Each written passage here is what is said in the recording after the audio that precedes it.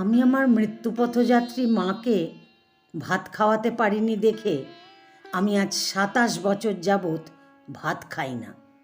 অথচ এই আমি ইন্ডাস্ট্রির প্রায় ১৫,৫০০ শ্রমিকের প্রতিদিন একবেলা ভাতের যোগান দিই। বিশিষ্ট শিল্পপতি মোহাম্মদ এনামুল হকের বক্তব্যে সবাই নড়ে চড়ে বসল।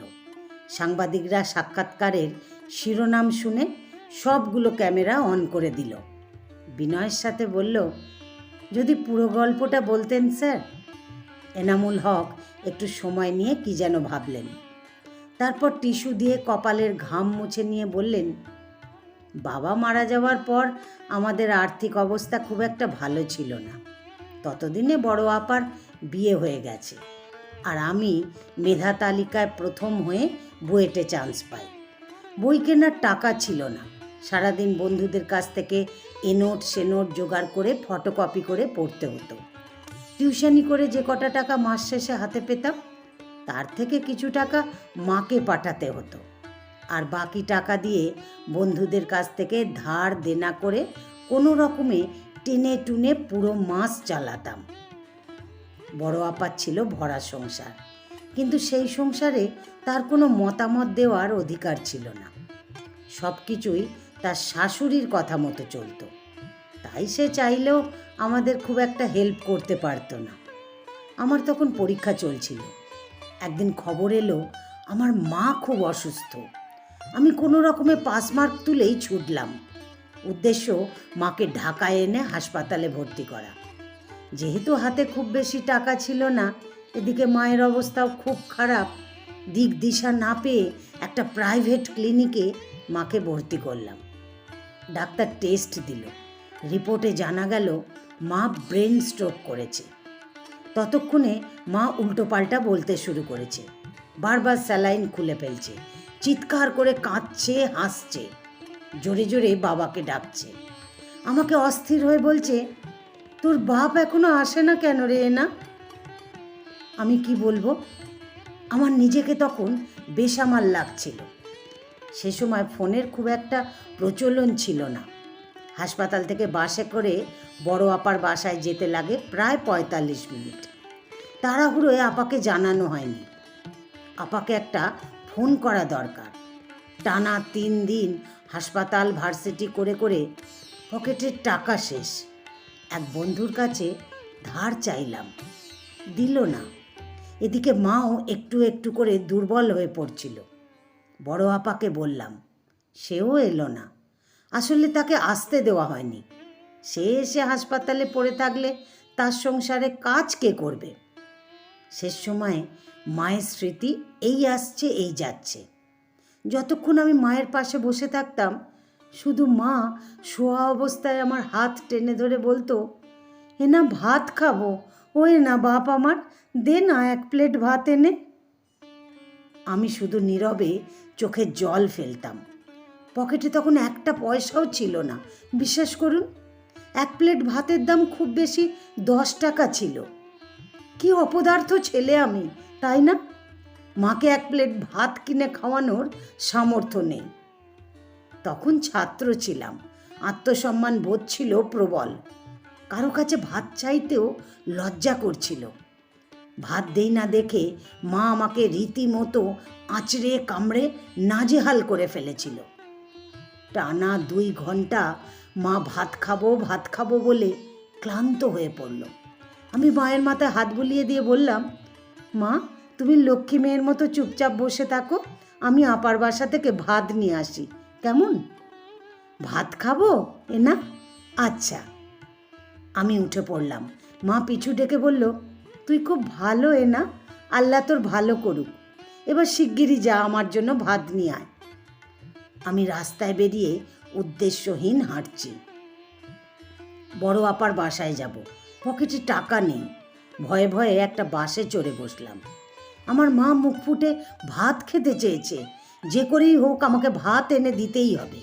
তার জন্যে যদি আমাকে বাস কন্ডাক্টরের কাছে ভাড়া না থাকার কারণে অপমানিত হতে হয়, হব।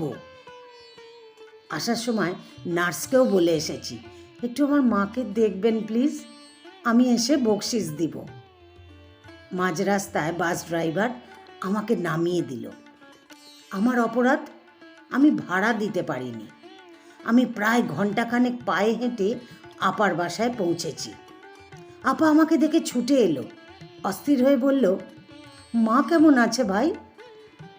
বাড়িতে ভাত আছে আপা? আমি সে কথায় উত্তর না দিয়ে প্রশ্ন করলাম, আছে, তুই খাবি? আপা ব্যস্ত হয়ে ভাত বাড়তে গেল। আমি খাবো না, তুই বরং মায়ের জন্যে ভাত বেড়ে দে, আমি পিছু ডেকে বললাম। আপা আমাকেও জোর করে অনেকগুলো ভাত খাইয়ে দিল। আমি টিফিন বক্সে ভাত আর কিছু টাকা নিয়ে আপার বাসা থেকে বের হলাম। হাসপাতালে গিয়ে কেবিনে ঢুকে দেখি আমার মায়ের নিথর দেহ বড় অবহেলায় পড়ে আছে, সাদা কাপড়ে মুখ ঢাকা, অথচ তখনও আমার হাতে মায়ের জন্য আনা ভাতের বাটি ধরা। নিজেকে তখন আমার পৃথিবীর সবচেয়ে অক্ষম নিকৃষ্ট লাগছিল। আমি একমাত্র অপদার্থ ছেলে যে কিনা মায়ের শেষ ইচ্ছা পূরণ করতে পারলাম না। এলোমেলো পায়ে হেঁটে গিয়ে মায়ের পাশে বসলাম। মায়ের হাত দুটো আলতাও করে ধরে বিড়বিড় করে বললাম, ও মা, ভাত খাবে না? ওঠো, দেখো তোমার জন্য ভাত এনেছি, ওঠো না মা। আমার আপা মাকে জড়িয়ে ধরে হাউমাউ করে কাঁদলেও সেদিন আমি একটুও কাঁদতে পারিনি জানেন। কি নিষ্ঠুর দু চোখ, এক ফোঁটা জলও এলো না। শুধু বুকের ভেতর কি যেন কামড়ে ধরছিল, মনের ভেতর অস্থির অনুভূতি। আমি না নিজেকে কিছুতেই ক্ষমা করতে পারছিলাম না। আফসোস, মার অন্তিম সময়ে এক মুঠো ভাত মুখে তুলে দিতে পারলাম না। স্কলারশিপ পেয়ে আর দেরি করিনি।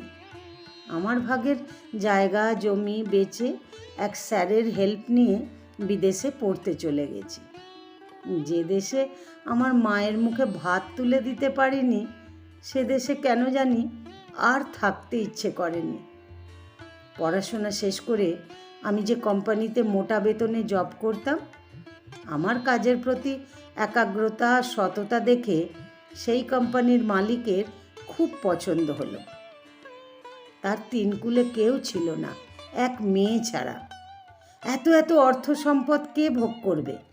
তাই আমাকে তার মেয়ের জামাই করার প্রস্তাব রাখলো। সাথে 50% প্রপার্টি লিখে দেবে। একসময় আমাকে বিয়ে তো করতেই হতো, তাই আর অমত করিনি।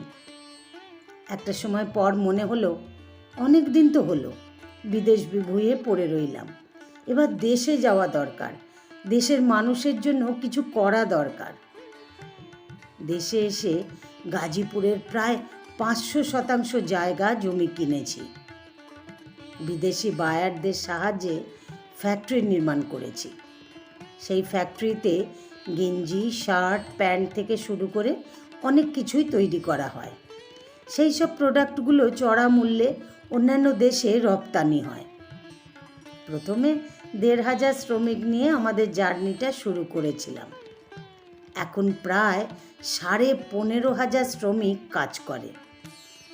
আমাদের ফ্যাক্টরির একজন এমপ্লয়ির সর্বনিম্ন বেতন 8,500 টাকা, আর সর্বোচ্চ বেতন প্রায় লাখের ওপরে।